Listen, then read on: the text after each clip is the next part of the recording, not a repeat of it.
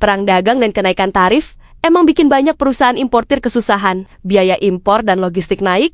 Dengan begitu, margin keuntungan mereka jadi menurun.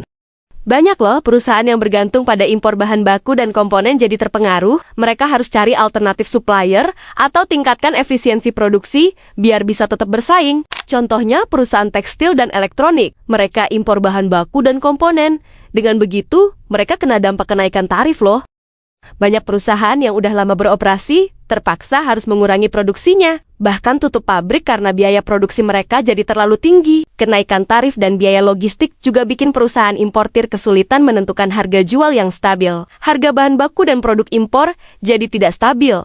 Jadi mereka harus hati-hati dalam menentukan strategi harga jual. PHK dan pengangguran meningkat menjadi masalah besar sekarang. Perusahaan harus mengurangi biaya operasionalnya karena dampak perang dagang dan kenaikan tarif. Mereka tidak punya pilihan lain selain melakukan PHK untuk mengurangi biaya tenaga kerja. Akibatnya, banyak orang yang kehilangan pekerjaan dan harus mencari pekerjaan baru. PHK dan pengangguran meningkat juga berdampak pada ekonomi loh. Ketika banyak orang kehilangan pekerjaan, mereka tidak memiliki pendapatan untuk membeli barang dan jasa. Ini membuat permintaan pasar menurun. Dan perusahaan lain juga terkena dampaknya. Jadi, PHK dan pengangguran meningkat bisa membuat ekonomi menjadi tidak stabil. Karyawan yang terkena PHK harus mencari pekerjaan baru, tapi tidak mudah. Mereka harus bersaing dengan banyak orang lain yang juga mencari pekerjaan. Daya beli masyarakat Indonesia menurun akibat perang dagang dan kenaikan tarif. Kebijakan tarif timbal balik yang diterapkan oleh Amerika Serikat terhadap Indonesia sebesar 32% berpotensi merugikan sektor ekspor Indonesia yang bergantung pada pasar Amerika Serikat. Hal ini menyebabkan beberapa dampak negatif, seperti depresiasi rupiah, penurunan ekspor, PHK massal, dan volatilitas IHSG. Penurunan ekspor juga terjadi karena kenaikan tarif impor membuat produk Indonesia lebih mahal di pasar Amerika Serikat, sehingga permintaan menurun. PHK massal juga berpotensi terjadi di sektor yang bergantung pada ekspor ke AS, seperti tekstil dan elektronik. Utang negara Indonesia lagi-lagi jadi masalah. Utang kita ini udah gede banget, bahkan melebihi asumsi APBN. Bayangin aja, utang kita sebagian besar dalam bentuk dolar AS, dan dolar ini lagi naik-naiknya. Jadi, otomatis utang kita jadi lebih besar dari prediksi sebelumnya. Gue nggak tahu gimana pemerintah bakal bayar utang segede ini. Dolar Amerika Serikat yang naik bikin utang kita makin membengkak. Kita harus bayar bunga yang lebih besar. Dan ini bisa bikin defisit anggaran makin parah.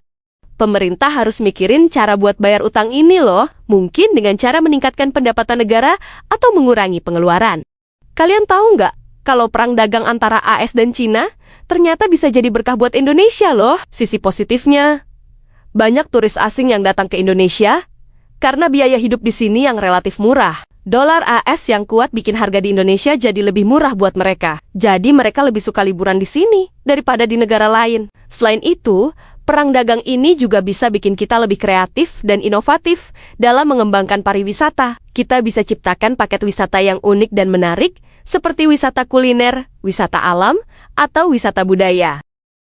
Pekerja yang gajinya dalam dolar Amerika Serikat lagi pada seneng banget loh, karena nilai tukar dolar yang kuat, mereka bisa dapat untung gede dari gaji mereka. Bayangin aja, gaji mereka yang dalam dolar AS bisa ditukar dengan rupiah yang lebih banyak. Tapi, gue juga mikir, apakah ini akan berlangsung lama? Nilai tukar dolar yang kuat bisa berubah-ubah.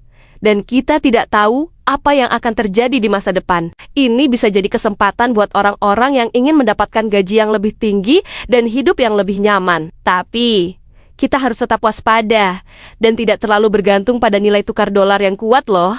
Gimana pendapat kalian? Silahkan share di kolom komentar.